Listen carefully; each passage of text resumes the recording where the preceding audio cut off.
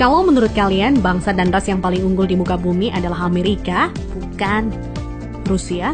Bukan juga. Jerman? Inggris? Prancis? Juga bukan. Cina? Apalagi? Bukan guys. Menurut ahli DNA dari Oxford University, Stephen Oppenheimer, pada acara bedah bukunya berjudul Eden in the East, Surga di Timur, bahwa induk peradaban manusia modern bukan berasal dari Mesir, bukan dari Mediterania, dan tidak juga dari Mesopotamia, bukan pula dari Barat apalagi Cina, tetapi peradaban manusia modern justru dari Indonesia. Iya guys, bangsa ini merupakan pewaris tunggal kejayaan bangsa-bangsa besar di masa lalu. Dan agaknya, Profesor Arício Santos dari Brasil pun selaras dengan teori Oppenheimer. Dalam buku Atlantis The Lost Continent Finally Found, ia menyatakan bahwa titik Atlantis itu ada di Sundaland.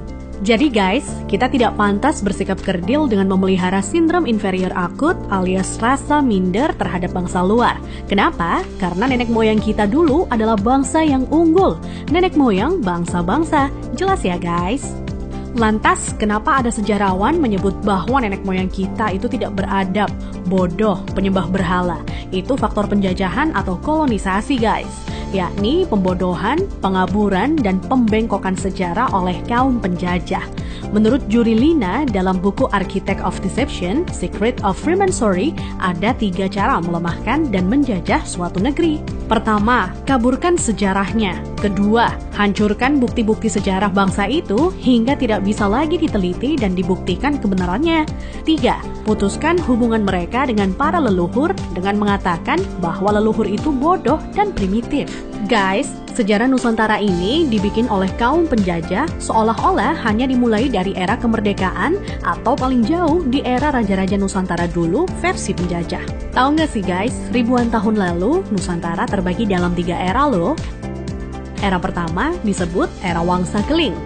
Wangsa artinya bangsa, sedang Keling artinya kuat. Jadi Wangsa Keling maksudnya adalah bangsa yang kuat. Konon di era ini, leluhur kita berekspansi hingga Kamboja, Vietnam atau Indochina, Thailand, Burma, Sri Lanka, India, sampai ke Madagaskar. Raja yang terkenal bernama Shailendra. Tulisan yang dipakai adalah huruf Talawa, di mana modelnya menyerupai huruf Mesir kuno dan Israel. Pusat pemerintahan di sekitar Jogja sampai ke wilayah Dieng. Maka ketika Israel mengklaim masih keturunan Moria, maksudnya adalah Gunung Muria di Dieng guys. Dieng artinya penguasa, kemudian bergeser menjadi Dahnyang atau Dayang, artinya juga penguasa. Setelah Wangsa Keling menghilang, ditengarai munculnya situs Dieng maupun Candi Borobudur. Nah, habisnya era Wangsa Keling ditandai dengan bangunan Bako atau Baki, yang artinya kuburan atau berakhir, dan ditandai dengan berdirinya Candi Boko atau Bako. Era selanjutnya adalah era Medang Kamulyan. Medang artinya kemajuan dan Kamulyan artinya kemuliaan atau kejayaan. Bahwa Medang Kamulyan zaman kemajuan terutama bidang keagamaan. Agama lebih dititik beratkan dalam sistem pendidikan terpadu mulai dari lingkup kecil hingga besar.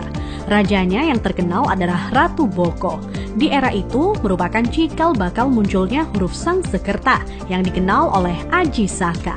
Aji artinya sesuatu yang dihormati, dan Saka artinya penyangga, caga, atau tiang. Nah, tiang jika bergeser ke Cina menjadi Tian atau Tuhan. Jadi guys, Aji Saka artinya sesuatu yang dihormati karena Tuhannya, atau segala sesuatu yang mengacu pada Tuhan yang sangat dihormati. Kemudian huruf-huruf tadi akhirnya menjadi bahasa Sangsekerta.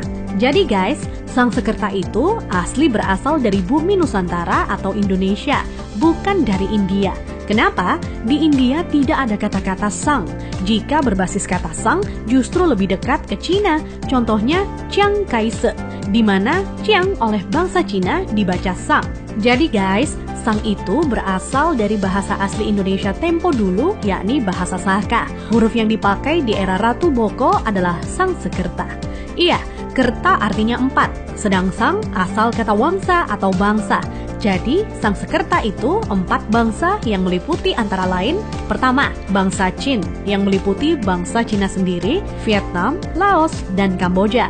Kedua, bangsa Thai meliputi Burma dan Thailand. Ketiga, bangsa Afrika, yakni Madagaskar, Sri Lanka, India, dan lain-lain hingga Mesir disebut sebagai bangsa Afrika. Keempat, Bani Jawa yang terdiri atas bangsa atau suku Jawa, Sumatera, Papua, sampai Kepulauan Polinesia dan Hawaii. Hingga kini, Sangsekerta kuat pengaruhnya di India dan Sri Lanka.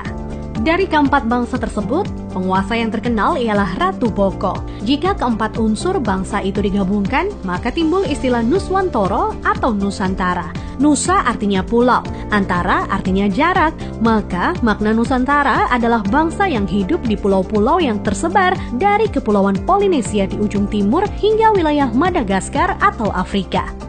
Selanjutnya dari era Medan Kamulyan berganti ke era Kahuripan. Kahuripan artinya kehidupan. Raja yang terkenal adalah Hayam Wuruk atau Brawijaya III yang terkenal dengan sebutan Jumadil Kubro sebagaimana makamnya di Troloyo, Trowulan, Mojokerto. Maksud kata Jumadil adalah Jum'ah atau Jumat yang artinya berkumpul atau bersatu dan Kubro artinya besar. Jadi Jumadil Kubro maknanya adalah berkumpulnya sesuatu yang besar atau istilah Sangsekerta disebut Sumpah Palapa. Melalui Sumpah Palapa, Hayam Wuruk berhasrat membangun kembali Nusantara sebagaimana dulu pernah gemilang di era Medan Kamulyan. Ia ingin menyatukan Nusantara yang telah tercerai-berai menjadi beberapa kerajaan atau wilayah kecil-kecil.